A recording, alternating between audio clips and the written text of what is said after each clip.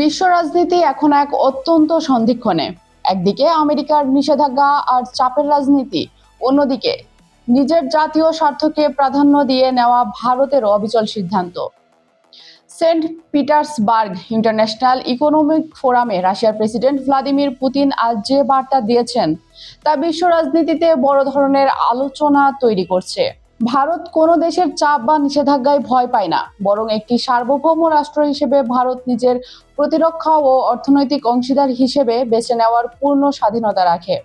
পুতিনের এই মন্তব্য বিশ্ব গণমাধ্যমে শিরোনাম হয়েছে, কিন্তু কেন হঠাৎ এই বার্তা? এর পেছনে কি SEU-57 যুদ্ধবিমান বা S-500 আকাশ প্রতিরক্ষা ব্যবস্থার কোনো রহস্য আছে? আজকের ভিডিওতে আমরা এই বিষয়টি সহ ইরানের নতুন পরিস্থিতির ওপর আলো ফেলবো। রাশিয়ার অত্যাধুনিক যুদ্ধবিমান SU-57 এটি বর্তমানে বিশ্বের অন্যতম শক্তিশালী এবং আধুনিক যুদ্ধবিমান।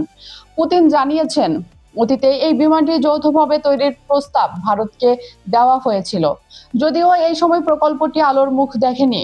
তবে রাশিয়া এখন একাই এই প্রযুক্তি সম্পন্ন করেছে। পুতিনের ভাষায়, আমরা এখন ভারতকে SU-57 বিক্রির জন্য পুরোপুরি প্রস্তুত। কিন্তু প্রশ্ন উঠেছে আমেরিকার নিষেধাজ্ঞা নিয়ে।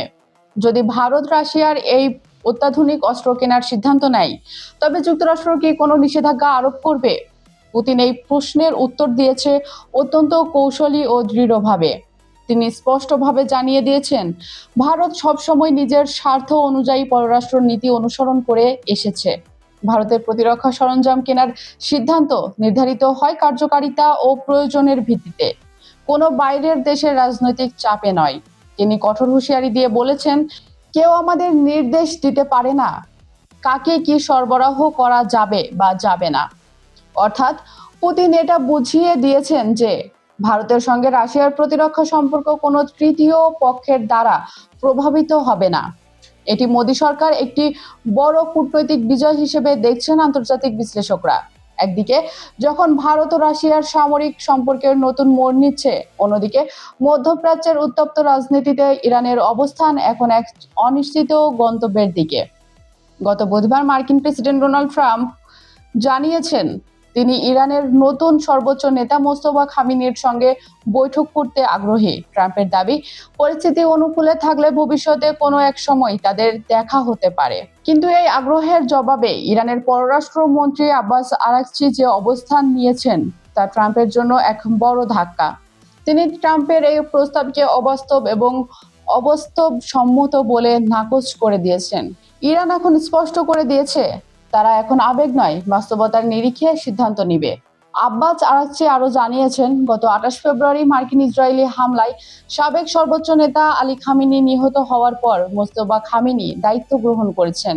8 এপ্রিল থেকে একটি নাজুক যুদ্ধবিরতি চললেও ইরান ও যুক্তরাষ্ট্রের মধ্যে চলমান সংঘাতের কোনো চূড়ান্ত সমাধান এখনো হয়নি। বর্তমান সর্বোচ্চ নেতা মোস্তফা খামেনি দেশের নিরাপত্তার স্বার্থে জনসমক্ষে কম আসছেন, কিন্তু তিনি রাষ্ট্র পরিচালনার ক্ষেত্রে পুরোপুরি সক্রিয়। তাহলে দেখা যাচ্ছে বিশ্ব রাজনীতি এখন দুই মেরুতে বিভক্ত।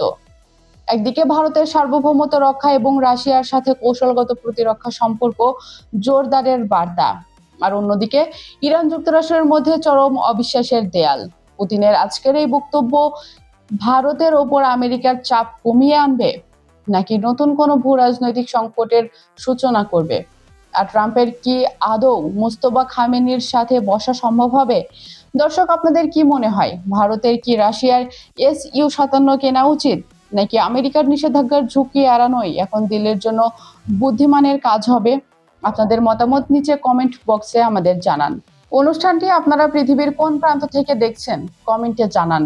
Bangladesh, Bharat, Pakistan, America, Europe, Ukraine, Brazil, Argentina, Africa, Saudi Arab, Kuwait, Dubai, মধ্যপ্রাচ্য, যেখান থেকেই দেখুন না কেন, আমরা আপনার মতামত শুনতে চাই। বিজ্ঞাপন ও প্রমোশনের জন্য ডেসক্রিপশনে দেওয়া নাম্বারে যোগাযোগ করতে পারেন। দেখা হচ্ছে পরবর্তী ভিডিওতে নতুন কোনো বিশ্ব কাঁপানো ইস্যু নিয়ে। ততক্ষণ ভালো থাকুন, চোখ রাখুন আমাদের পর্দায়। আল্লাহ হাফিজ।